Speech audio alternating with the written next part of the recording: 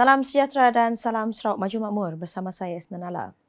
Ketua Masyarakat dan Ketua Kaum KMKK perlu diperkasa sebagai barisan hadapan pemantauan di lapangan bagi membantu kerajaan mengesan lebih awal sebarang aktiviti pembangunan yang berpotensi menjejaskan alam sekitar di daerah lawas.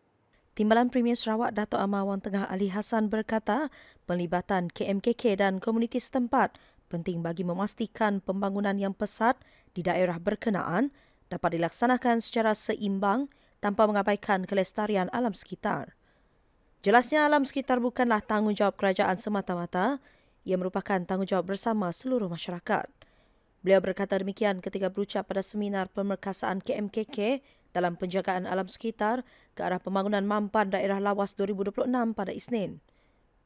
Menurutnya, pembangunan tidak boleh hanya dinilai berdasarkan pertumbuhan ekonomi dan pembangunan fizikal, sebaliknya perlu mengambil kira kesannya terhadap alam sekitar serta kesejahteraan masyarakat. Katanya KMKK boleh membantu menyalurkan maklumat berkaitan isu pembakaran terbuka, pencemaran sungai, pembuangan sampah dan pencerobohan kawasan sensitif kepada agensi berkaitan untuk tindakan lanjut.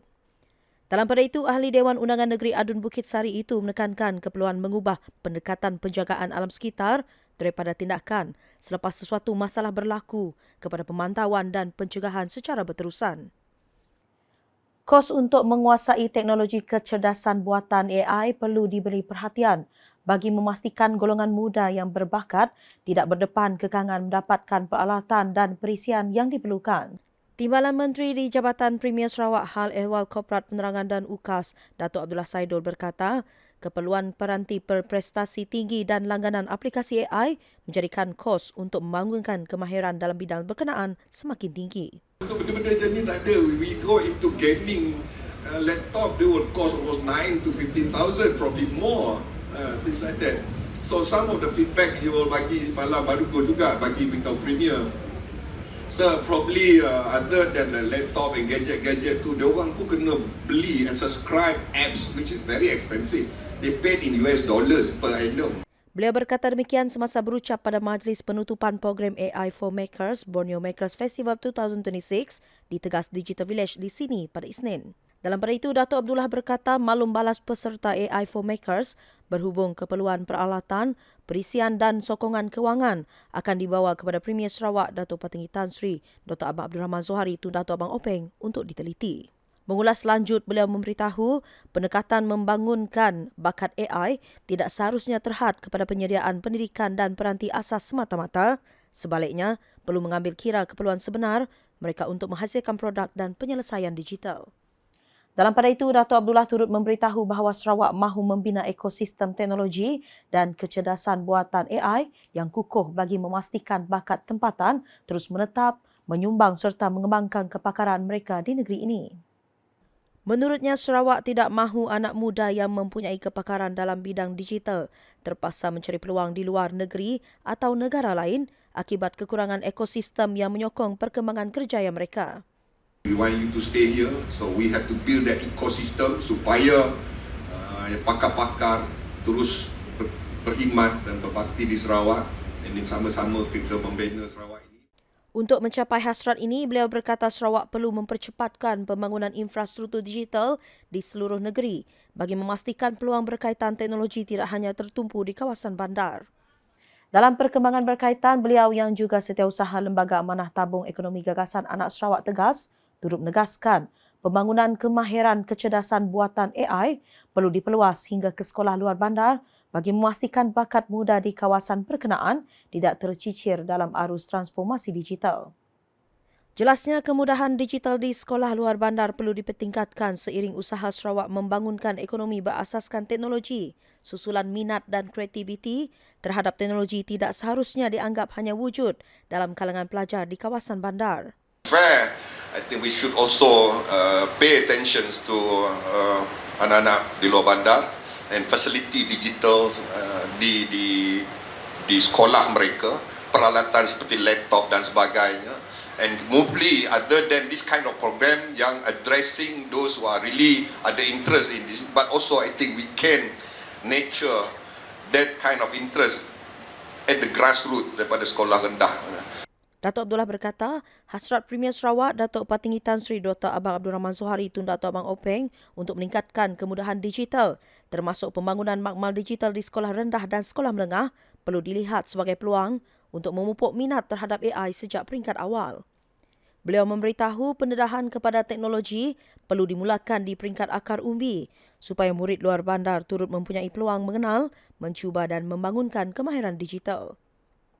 Kementerian Pembangunan Wanita, Keluarga dan Masyarakat KPWKM mencadangkan tambahan peruntukan lebih RM168 juta bagi memperkukuh bantuan kepada wanita dan keluarga termasuk membantu mereka menangani cabaran berkaitan tanggungjawab keluarga dan kebajikan.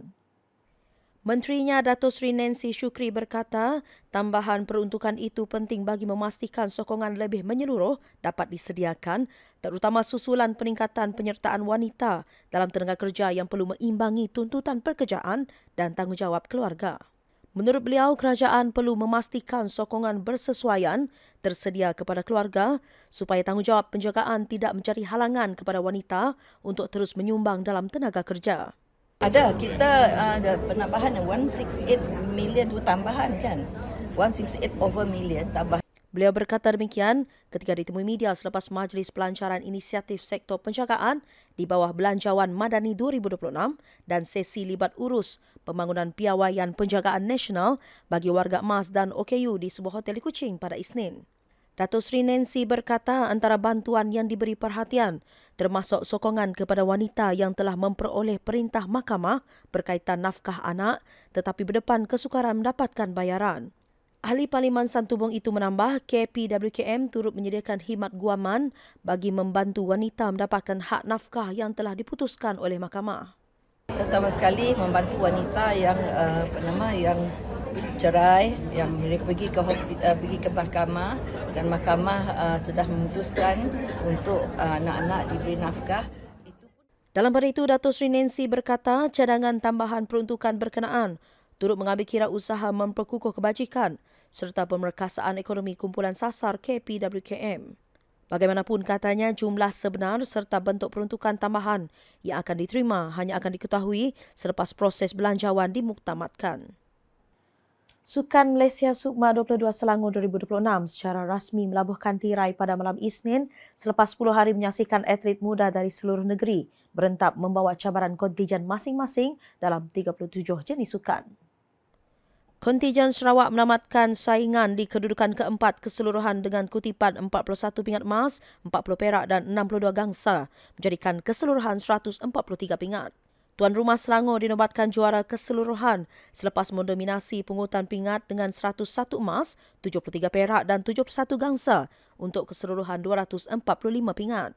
Wilayah Persekutuan muncul naib juara dengan 51 emas, 54 perak dan 52 gangsa berjumlah 157 pingat. Manakala Terengganu menduduki tempat ketiga menerusi kutipan 43 emas, 44 perak dan 36 gangsa dengan keseluruhan 123 pingat. Penutupan tamasya disempurnakan oleh Raja Muda Selangor, Tengku Amir Shah Ibni Sultan Sharafuddin Idris Shah Al-Haj. Mengetuai kontijen Sarawak dalam majlis penutupan itu ialah Timbalan Menteri Belia, Sukan dan Pembangunan Usahawan Sarawak yang juga Ketua Kontijen Sarawak, Datuk Jeral Rentap Jabu. Selepas Selangor, Kelantan bakal menyambut keluarga Sukma pada 2028 sebagai tuan rumah edisi seterusnya. Sekian Buletin UKAS bersama saya Senala. Sila like, share dan follow semua platform media sosial UKAS termasuk portal ukas.sarawak.gov.my dan UKAS channel di YouTube untuk perkembangan terkini berita dari Sarawak. Mengakhiri Buletin UKAS dengan sorotan majlis penutupan program AI for Makers, Borneo Makers Festival 2026 di Tegas Digital Village di sini pada Isnin. #Saluran Informasi Rakyat, Salam UKAS.